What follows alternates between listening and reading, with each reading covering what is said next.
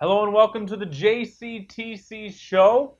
A little new thing going on here. That's right. Your eyes are not going to deceive you. This is real. This is not real. Do not change the channel. This is JC. Yes, sir. How you doing, brother? This Doing is TC good. as always. Looking good. Look at all this. Look As where always. we started Wow. from the bottom, man. Now we're literally here. So let's get right into it. So we talked about Tigers, Lions, Pistons, Red Wings. Oh my. All All of the above. Let's start right up with them Tigers. So they're currently at 48 and 57. They got a rain delay today. They didn't really do too much.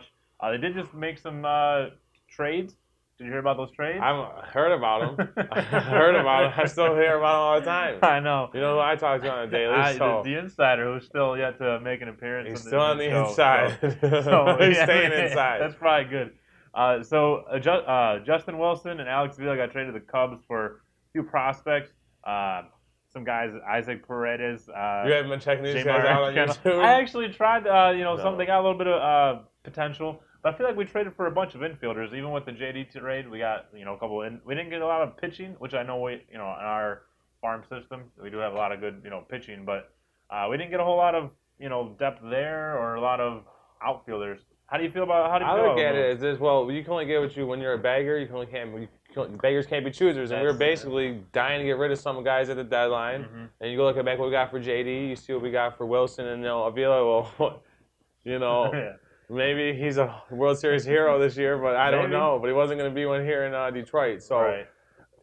I thought it was a good haul, man. You had some more prospects. You see these teams that come up now. They're trying to build through the prospects. Maybe they decide the money ball out's not the way to go. Yeah.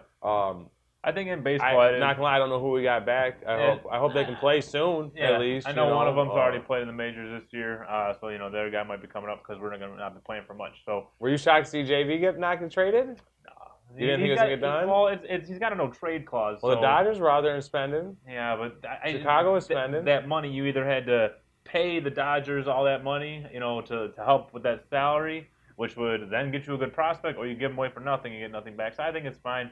JD and Miggy can still people will still see them. Well, yeah. From the Tigers' standpoint, that's how they're going to make their money. I think we can make a market. run. Yeah. Still can.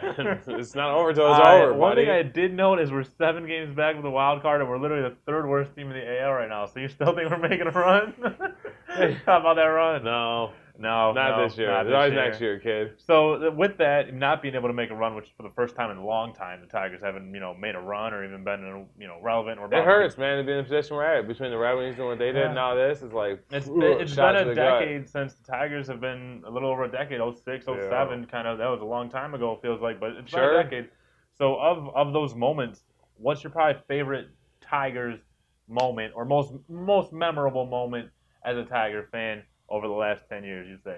Obviously, the early Cummings was probably when it came out of nowhere, was probably my favorite moment. I'm thinking back to like when O'Dorniez hit the home run against the A's. It was like we had no business. First we beat the Yankees in the first round. No one thought that was going to happen. Yeah. Then we beat the A's. Now we're in the World Series, and this team before that was nothing. It was seriously a dead. Years garbage. before that, they had 119 losses. Yeah, man, so like that was a insane. memorable moment to me. Good in a good way. I'd say there's also some other memorable moments. One that I always think of is I guess I don't even know if it's good or bad. I think about Torrey Hunter trying to catch that ball at Boston. And it's like, man, he was so close to making the best play ever, was. So that one broke my heart too because I thought we were a World Series team that year, but that was our year. So those are 2 big moments for me. Obviously, Verlander throwing the no-hitter against the Brewers. He also threw the other no-hitter. Yeah. Just watching JV pitch the MVP season, the Triple Crown season, it was all run, it was all riot, memories. all the faces, Guillen, Polanco, Monroe, Marcus Timms, Todd Jones, I'm thinking Zumaya. Oh my God! Yeah, you can say these names. I'm like, I mean, we watched all these guys. Even Scherzer, all the guys Price, that you don't think of initially.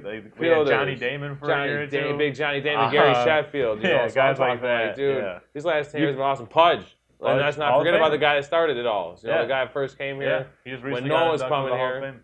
I agree. I don't know, it was a great run, man. Well, I'm sorry. No, what was your favorite moment? Again, I'd probably say the Ordonez home run, obviously. I think another big moment that I'll never forget in the history of living is the 28-out perfect game from Armando Galarraga. Dude, right. 27 outs, and they called the last guy safe, and it was before replay, so you couldn't even. If that game happened yesterday, they could have replayed it. And that was a perfect game. You can't forget about Brandon Inn's home run derby performance. So, I mean, so there's been some good moments in Tigers history, and that's not even getting into Dontrell, Granderson. It's been, it's been a good decade, and it's been fun. I wish we would have got a title that year when Boston beat us. I think was our year. Leland, great manager, great memories. Just watching Jim postgame, So. Yeah, I mean, it just sucks that the Tigers are going to be going in this transition period, but hopefully got a lot of prospects that can come Hopefully they come out like us in a better new era, Yeah, so. yeah, you never know. We get some young guys some shots, and magic can happen. So, kind of rolling on to another, kind of just quick hit and going to the next big sports city.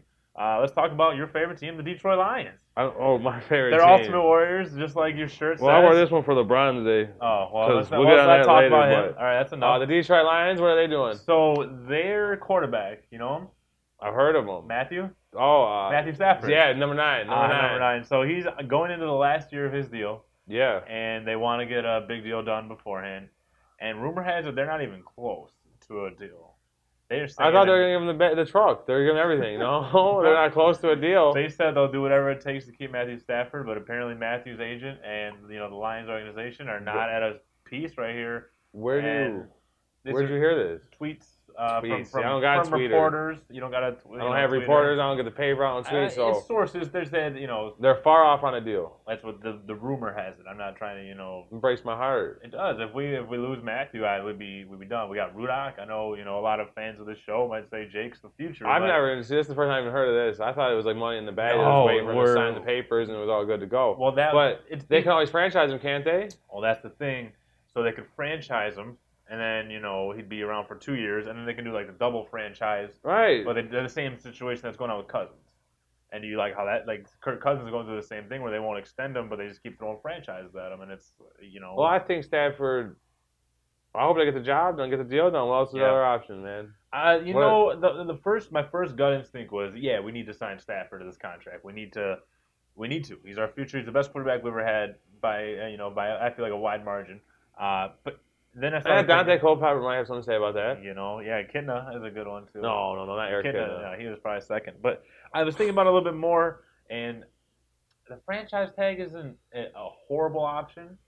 Ooh, that's how you're gonna piss Matthew off. Oh, do you want to piss Matthew off? He's got 2 kids. They need financial security. Then babies. I like the because what if we come out this year? What if we throw all the money? We throw 5 years, 130 at Stafford. Say it's not my money. I don't care for it personally. But what if we do all big money? He signs for the next 6 years, and next year he just starts looking a little bad. Like, remember when Eli Manning just fell off atrociously? Not saying Stafford can do the same thing, but what if Stafford goes bad and we go 5-11, and then we franchise him, and the next year he goes 4-12? What if bad things happen? Everyone wants Stafford assuming we're going to be great, and I want to do that, but I'm just saying, like, be careful. We wanted to give Miggy and Verlander all these money, and now look where we're at.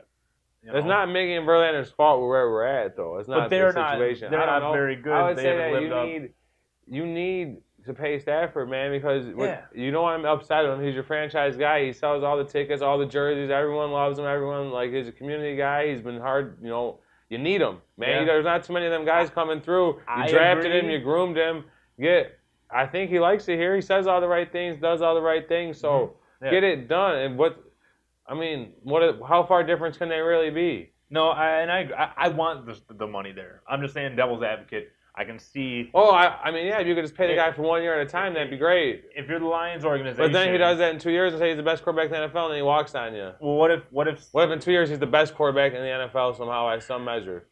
That's I don't know. You don't take that risk. That's why I hope the deal gets done. You sign him. But whatever the guy wants, you gotta pay him, right? Stafford's going to ask for the biggest quarterback contract in history.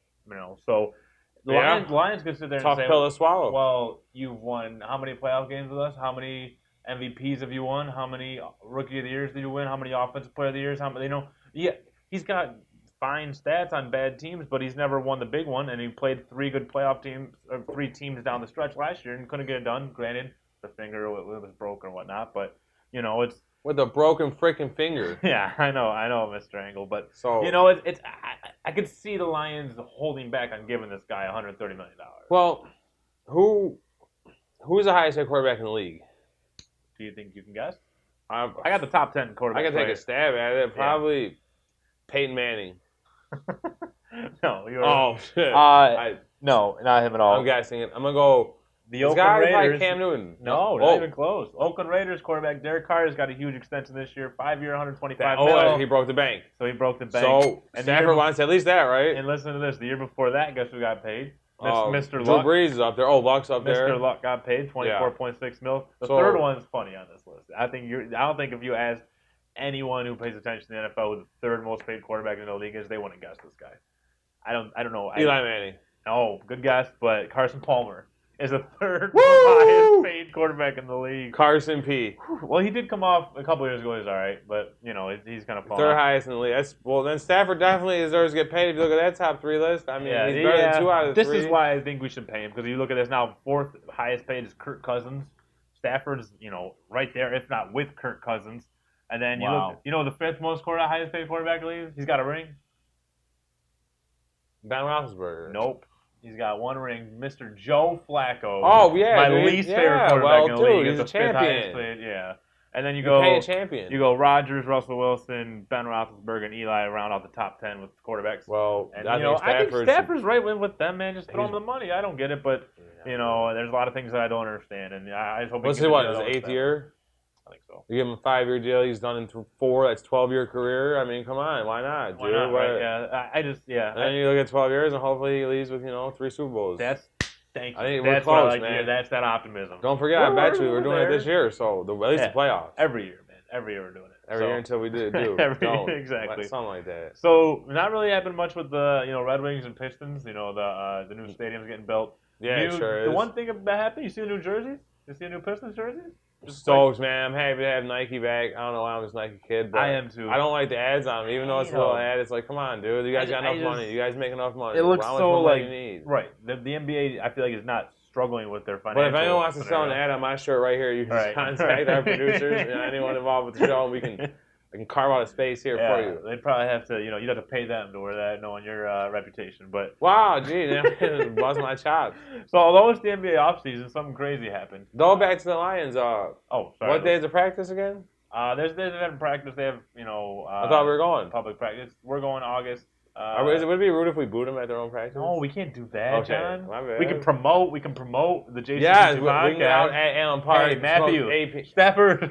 You make a soundbite for Matthew. I might. We'll be out there. We're going to practice now. Yeah, we will. Cool. We got to get it live up front. But anyway, let's transition to the NBA. We're just talking about the Pistons. The only thing happening right now is this huge Kyrie Irving thing. I know you've heard about it, and I know you're repping your side, your team here. I'm repping my guy, LeBron, today. So Kyrie Irving demanded a trade. Just straight up demanded. That's apparently what was done. And he said he wants to go to New York, Miami, Minnesota, or San Antonio, which is 4 destinations. Which, hold on. Let me real quick. You can't say who you want to get traded to when you don't have a no-trade clause, because we can just trade you to anyone. They should straight up just trade him to the Nets and just get a bunch of prospects.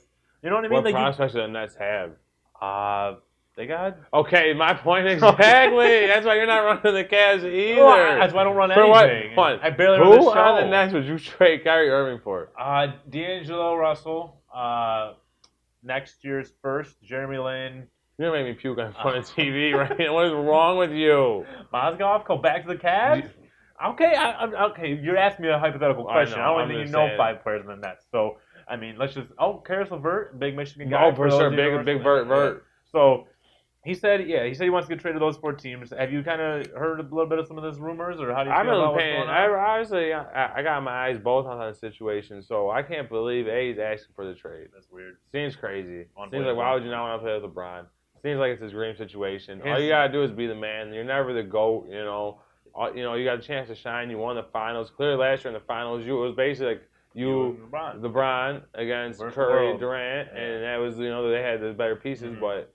So, I don't know why he'd want to leave, but maybe he doesn't like playing with LeBron. Maybe he wants his own team. He did say... I think it's a funny list of teams to choose. Yeah, I thought that was weird. Like, hey, New York. What's in New York waiting for you there, is he from New York? Yeah. Oh, well, that would make sense. Then go play with Porzingis. Miami he can probably have the lights that every lifestyle night. too. Miami makes Well, yeah, sense. I mean, why wouldn't anyone want to go to Miami and play? That's dumb. Pat Riley, they're going to throw you money. You go play in Miami, nice weather all year round, no taxes. I don't get it. I don't understand that Well, the thing is, it's like there's nowhere to get a deal done, it seems like. So I was thrown off by it, to be honest. Yeah. He did say he doesn't like playing with LeBron, and he said he wants his own team, which is a little weird. Well, eventually, when you think you're the number 1 pick, you think you're going to get your own team. That's who's number 1 pick for. He signed Jay Sanchez. Hey, it's going to be your team. We're trying to get Hayward. They thought they had Hayward, remember? Yeah. They signed Hayward. They matched. Utah matched it. So, and then Brown comes out of nowhere, and all of a sudden now you're Brown's sidekick. And you're Kyrie Irving. You're the number 1 pick. You're the guy hitting the shot that saved LeBron's bag. The only logic in that You're the one that brought down the championship. And then now there's rumors that maybe around the draft they're shopping him. So he's saying, screw you guys. You know, I'm about to bowl. It looks like LeBron's got his half foot out the door, so what's here for Cleveland? It's about to burn. Yeah. I think trying to leave the city before it burns. I don't blame him. With Kyrie, he's got such a personality where he doesn't like being number 2 because everyone talks about the Cavs and they go right to LeBron. And Kyrie Irving is the one rightfully so. Which is rightfully so. He's the best player in the world, but Kyrie doesn't like that. Kyrie he thinks he's, top 5 player in the world and someone else should be riding his coattails. Where do you think he's going to go?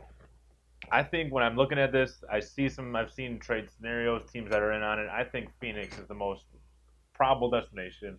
You get that backcourt of Booker and Irving. You can trade Bledsoe, who's LeBron's buddy, and Josh Jackson, or a combination of T.J. Warren and a few other guys to make it work. So maybe it makes sense for Phoenix. If Bron knows he's leaving, which we haven't even talked about, but we'll get in there in a second. People think Bron's leaving. Yeah. Why would he have his buddy Eric Bledsoe come play in Cleveland if he's not going to be there? So that's not a real buddy thing to do, buddy. Right? Maybe LeBron doesn't. Maybe Bledsoe makes him stay. Maybe that's his guy. Maybe he is going to stay in Cleveland, but if you're going to stay, Josh Jackson, and I think that's the most probable destination. Phoenix. Well, I heard Phoenix wouldn't throw in Josh Jackson, which to me was like, you get a chance to get Kyrie Irving and throw in, a point guard who is pretty good, but obviously Kyrie's Kyrie. Kyrie's Kyrie, right? So I would do that. Yeah, I would do that in a second. I would do that too. I don't know why, I don't get that. It makes sense for Cleveland. You don't want to, it makes sense for both parties. I've heard trade scenarios in New York. I don't get that. That can't happen because Melo said he doesn't want to go there. That's what I heard. Do you think there's any type of LeBron behind the strings pulling it, LeBron conspiracy, where maybe he leaked the info so that way he looks like the good guy? For damn sure he can leave Cleveland. Now Kyrie's the bad guy. LeBron, I think right now, as it currently sits, LeBron's the most powerful dude in the NBA. He really is. As far as a player. Yes, as far as a player, what he can do, he can manipulate. He's got the leverage on the team.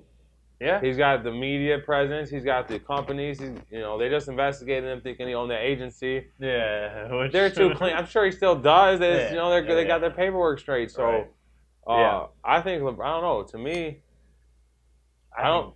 LeBron, if you're LeBron, why don't you just say, "Yo, I'm sticking with Cleveland"? Well, that's the thing. That's what's weird about why don't you just say, "I'm all in with Cleveland"? Yeah. So I don't get why if he does really want Kyrie to leave, hey, I'm sticking for the long term. But LeBron. Aren't you supposed to ask me where I think Kyrie's going? Yeah, where do you think he's going? Okay. I thought about this today. I really broke it down, and I'm like, dude, okay, if you're going to trade Kyrie Irving, you got to get, a point guard back, right? You need someone that's going to handle the ball, a guy that can score, maybe score in the pick and roll, maybe a bigger guard, a little 6'4" guard, a little right-handed guard, good pick and roll player.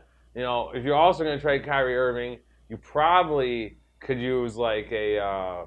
I don't know, man, like a stretch 4 that can spread the floor. Okay. Kind of got a little underrated athleticism.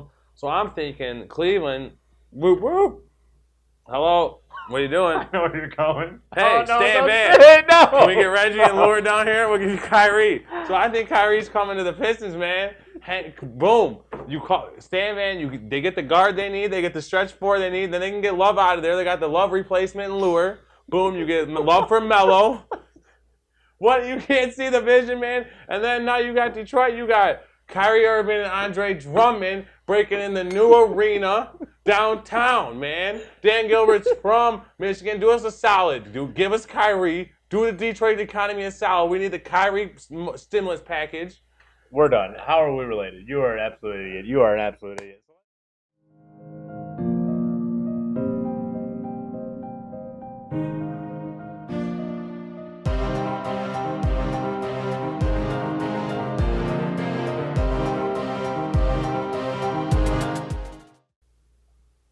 All right, so let's get right into the dusty finish here. So, starting off with Raw, it's been a long week of wrestling here. It always is a long week. Yeah, it always is. But starting with Raw, you catch all Raw, I assume, because that's what you have to do. Well, in order to do my job efficiently, I must watch 5 hours of WWE programming. Right. So I did that. That's about what I do. 5 hours in about 10 minutes or so. So Raw started off Kurt Angle. Raw extends to 11. Yeah, Raw came out hometown or Pittsburgh, PA. Yeah, so that was they still cool. told me sucked. Yeah, well, that's his thing. I know. The "you suck" is you're the best. I get it. I know. Like when I tell you suck all the time, that's what that means. I don't suck though. But I'm telling you the truth. Oh, you suck you all the suck. time. You suck. See now, Yeah, now we sound like Kurt Angle fans. So then Kurt comes out, kind of lays out what's going on for the show, and I thought it was like going to the next segment. No, it was not. So Brock comes out, and who has probably the easiest job. Who's probably the best in the world. He's still the man, dude. Doesn't like matter. 360 out of 365 days a year. This guy has the best job. He just so he gets comes it, out, Heyman comes out. Something interesting that they said, Heyman said if Brock loses... Well, first he was kind of just like, I can't believe you're doing this to him. Which when you thought about it, it's like, yeah, man, you're going to make him lose like this again? My favorite thing in wrestling is they always say, like, if there's a triple threat or finish four, how would you do this to me? Like, yeah, it's not right, dude. Come on. I understand that in wrestling, sometimes it's just the best thing for business. Best for business. I'm still by the triple H. I can't wait for it. So. It's going to be the match of the year. But anyway, early predictions. Whoa. So Heyman said if Brock loses the strap, the belt, the championship, the title, whatever you want to call it. The Universal Championship. The big red belt. Brock's done. And there's this rumor of this John Jones thing with Brock. I don't know how much you follow the UFC. John Jones just recently called out Brock Lesnar. There's some stuff there. There's something going on there. So keep an eye on that. Brock's definitely going back to fight in UFC. It's no doubt about it. Money, dude. But he also wants his money. He can get in WWE because they're still going to want to do business with him either way. I think so. Right. I think Brock's getting his money both ways. He's not dumb. He's going to drag him over the coals and say, I might not come back. As much of a brick that Brock Lesnar is, he's very smart. He knows how to get his money. Yeah, he works the least, gets the most. All right. So up next, we got the Hardys fought the club, the Good Brothers. Of course. Too sweet. Who they're kind of tweening a little. They want to make a little turn. Are they? They're really funny. I don't know. I love them. I follow both of them on Instagram. They're very good. I didn't know that Luke Gallows had a previous run.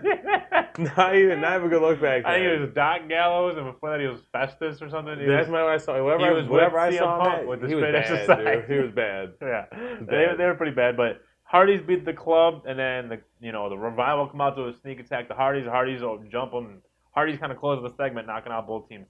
That tag team division, we'll get into the other part of it too, but that's kind of weird. What are they doing when they're? I think with those three teams, I think they're just gonna have them beat each other up for a little medley, because I think the tag titles are going where a place that you and me both would like to see it go. Yeah, we'll see that in a second. So I'm trying to hold off on that. Yeah, talking about those three teams. I think there's gonna a little round robin and jumping each other. Those three teams will scrap. Yeah, for sure. So next segment was Miz TV, which kind of makes you wonder who's going for the belt. Right. Why? I don't ever said so you're mad at the Revival in the club and whatnot, and you want to beat them up, but why don't you just go for the belt? That's how you make money. That's how you get What's the point of messing with those guys? I guess, right. But so Miz TV, your guy, the Miz, the Miz is my guy, the Miz Taraj. Also had still the worst name group ever. Had Jason Jordan on there. Maybe Kurt's son. Yeah, Kurt's the legitimate son, which is just still. Court definitely practices the 4 eyes: integrity, intensity, intelligence, and intercourse. He is getting it, Mr. Angle, bro. You know how many kids he got now? He still doesn't know he's got more running around, probably. He probably still has more with people he has no idea. The 4 eyes. Wow, that is awesome. So one of the results of the 4 eyes is Jason Jordan. Yes, sir. And he was on Miz TV. And he was just trying to be, he's a bland baby face right now. He's like, I'm going to stand up for my dad, and I'm American. I'm a hero. Kurt a lot. Kurt. We're not going to talk about Kurt. Kids don't talk about my dad like that. I mean, obviously. I thought Jordan had no character at all. He still really doesn't. But The Miz is good, so. The Miz is going to get the best out of him. He's going to get the best out of him. Jason Jordan's a freak of an athlete, so. I mean, when Kurt came out, he didn't have much personality, but he was just an athlete and an Olympian. I know Kurt had a lot of personality too, though. Eventually, he got it, but maybe it's going to take a minute to click for Jordan once he finds his niche, and maybe for sure. I see. What do you think about it? Did you like it? I think Miz can make anyone a face because Miz gets heat doing anything. He can just be. Oh yeah, he's the Miz, man. It's Mike. That's Mizanin. Mike. And I think it's a good matchup with Jordan because he's got the Miz Taraj, get some sympathy for Jordan and stuff like that. So. Next up, which is what we wanted to kind of touch on before that, Rollins fought Sheamus, and Rollins got the win via roll-up. Well, yeah, and you saw in the back before that, Sheamus and Cesaro got into it with Rollins, and that's how he talked about, I'll fight you. That was just kind of good, I thought. Yeah, those are 3 great wrestlers, so I'm all about it. And Rollins wins via roll up, and like Cesaro and Sheamus have been doing, they just beat him up after the match, which was cool. And everyone Dean, and then they left him there. Yeah. Crowd chanting for Dean, and then not chanting for Roman. Dean, no one. Not chanting for his old boy Hunter. Nobody Kane, corporate Kane chant. I wish there was a corporate Kane chant. But, gosh. So then Dean ran to the ring and tried to help his buddy, or his, I don't know what to call him yet. So why did Dean run out? So there was a segment backstage, and Dean and Seth were talking, and Dean said, I didn't want you to make me look like the bad guy for not coming to save you. I know what you're trying to do. Still doesn't trust Rollins. He can never trust that snaky dirtbag. No, he can't. And Rollins just kind of pretends like, oh man, why are you mad at me, dude? It's like, well, you hit him with the chair. So I think those two eventually face those two, and maybe Rollins and Ambrose become a tag team. We touched on it on the last rendition of our podcast that Rollins and Dean. The last edition. Yeah, the last edition of the podcast. It was actually ended up with the Maharaja edition. That's how we ended it. But anyway. What a reign, dude. What a reign it was. The JCTC From the Super Bowl edition to the Maharaja edition. But anyway. Pour the law for the JCTC pod, man. If Ambrose and Rollins team up and they go against Sheamus and Cesaro, I wish they just ran that. Yeah, I think they're going to do it, man. It would make sense. Bro.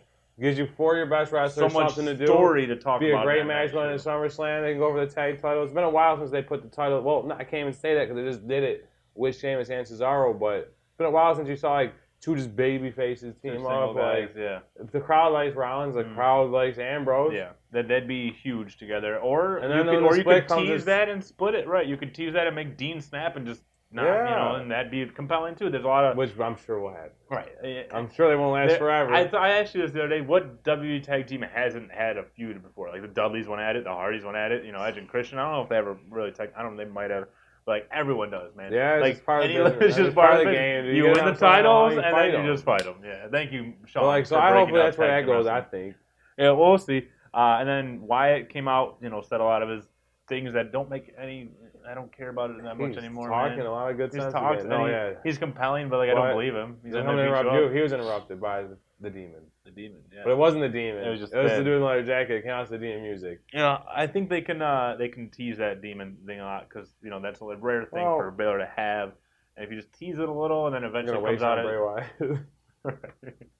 Well, I want to hit you hard, huh? Yeah, I mean it'll be interesting. House of Horrors 2 match. I'm hoping they do the House of Horrors the part House 2. of Demons part part 2. The House of the Demon Chamber match. What can Finn have? Oh man! And then in the middle of the show, and I thought it should have been the main event of the show. They had a hell of a triple threat. It was Reigns, Strowman, and Joe. 2 of your 3 favorite wrestlers there. I myself like Samoa Joe. Okay, yeah. So we all had a party in that. So it was a hell of a match, man. They tore it down. Main event of pay-per-view caliber, I thought, and I definitely didn't think Roman was gonna win either. Whenever, and I'm not for once. Yeah. I didn't think he was gonna get the win. Whenever Roman, and I'm not trying to take anything away from him because I think he's athletic and he's good at wrestling, and I think people give him too much of a hard slack there, but. Whenever Roman's in a multi-man match, the spots that they can do because he can just knock 2 guys out at once, or he can just be ruthless and just nonstop. It's his best formula for him. Whenever he's been in a multi-man match, he's tore it down. I'm not gonna. I don't know if I'm breaking news to you here. He's not a bad guy. He's not a good guy. He's the guy. I know. He was the guy on Monday and got the dub. And it's also his yard, so he had home field advantage. The guy in his own yard. What do you expect, bro? He got the dub. So that was a hell of a match. I didn't think Roman would get it done either because I thought they would save that pinfall victory for SummerSlam.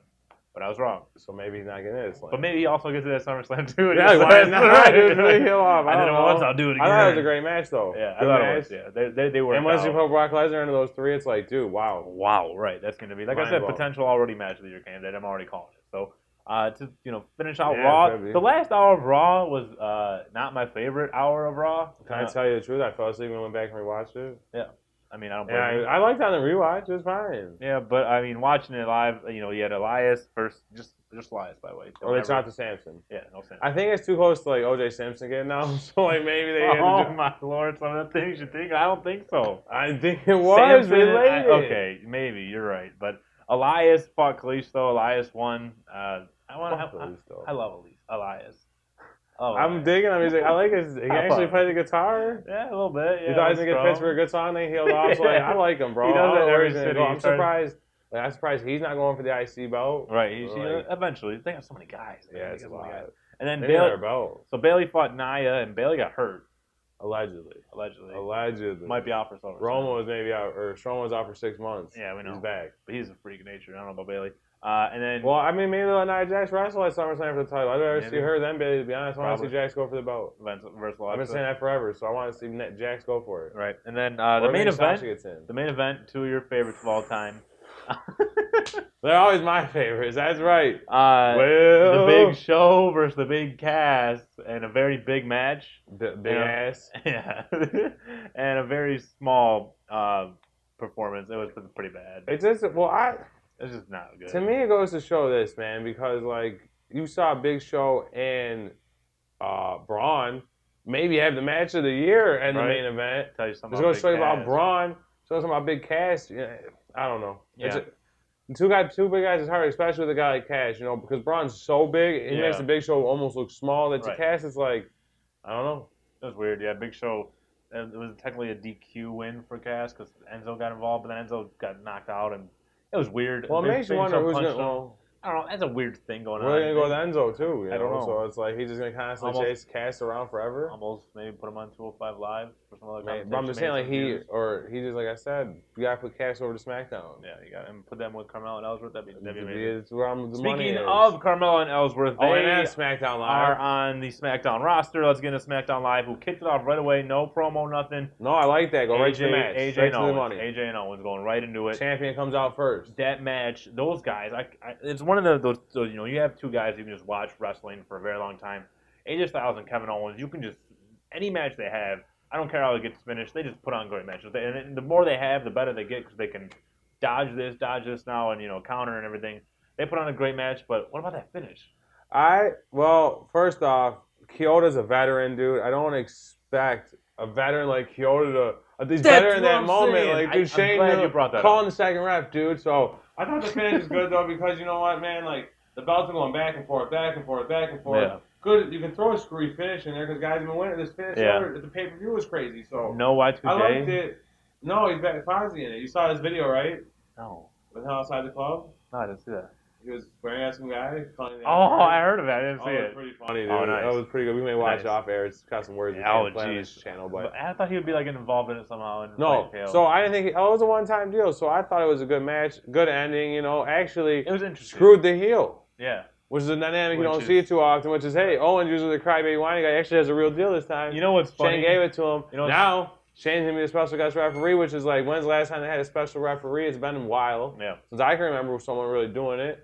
So that's a cool element. Shane just throws himself in there with Styles, again, who he's got beef with already. They fought this year. That's what I was going to bring back. This whole storyline about Kevin Owens getting mad at Shane McMahon. Like, why do you keep doing this to me? Was the same storyline AJ had with him. Right, so that's kind of... So it's like, well, Shane is just bad at his job then. Shane is not doing the justice. He's just letting Big Cass leave. Not Big Cass, just let Jordan leave because his dad's over there. Like, come on, Shane, be better at your job. And then the Usos and he lost the match to get his job. Yeah, he must know someone at the company or something. Maybe. Must got an in. He might have an in somewhere, yeah. But then the Usos came out and they, said some things about the New Day. It was a pretty cool promo. I don't know if you caught it. I love these two guys. I could watch this for next year. Yeah, I love these two teams, man. I like obviously the Usos have been refreshed, rejuvenated. Yeah. I hope they definitely get another match at SummerSlam. Maybe I don't know if you could even throw another tag team in there and make it something. But I think they are just. I don't think you need it. I think you just need those two. Those guys are dynamic enough, man. And then in the surprise of the night, maybe not to me, but but Aiden English versus Sami Zayn. And English maybe my favorite result of the night, by the way, too. I know. And English did a good job of singing to the ring. He got a little heat with the delayed singing. It was actually pretty good. I liked it. I didn't think I was a fan of the Vaudevillains. Yeah, so that's your guy, and not your guy is Sami Zayn. So yeah, not my guy, Sami Zayn. Zayn lost, and then very happy the Canalises came out and said they loved that he lost. I hate that. Funny.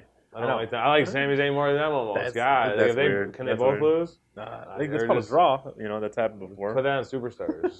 No. Anyway, the next match, Naomi and Becky defeated Carmella and Natalya. They've teased a little bit of the Money in the Bank thing, and Is Charlotte just not there today? Is it she just had No, to I think it's the Charlotte brand. I tune in for the Queen, and the Queen's not there. Didn't So have now to do that night, dude. Nothing for her. I'm very upset about it. I tune in for the Queen, but that's interesting. You know, Naomi and Natalya, not a really dynamic pick. I'm ready for it, but I'm pumped, to be honest. I'm a big Natalya guy right now at this moment, so I feel like since her feud with since the Queen of Farts gimmick. Yeah, well, I just not crying about that, but I like Natalya lately. I think her and Naomi can play a good match, and like it makes sense for him probably to have Carmella run down in that match. So yeah, that makes sense. I can see Carmella catching it, but anyway, I didn't see. Maybe I didn't catch. Baron Corbin wasn't on the show at all. Did you see no, I think he wasn't. I don't think. So Corbin and Charlotte is not available. Speaking of Corbin, there's a rumor going on he can cash his briefcase on any title. Yeah, he could cash it on the women's title. No, the red belt.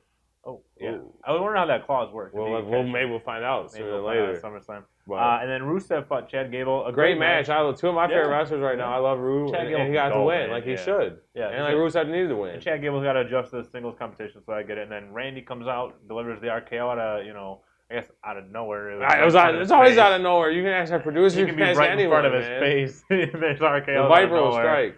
I know some of us don't like the RKO finish so much, but others do. Okay, so Rusev just loses to Cena.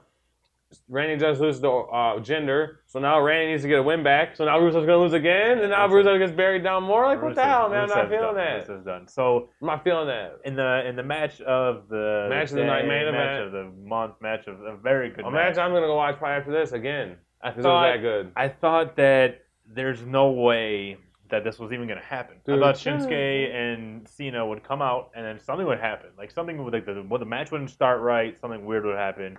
They started going. I'm like, something weird's going to happen. I keep watching. I'm like, someone's going to interfere. No. Just a 20-minute straight-up clean main event. Great match. And then Cena almost died.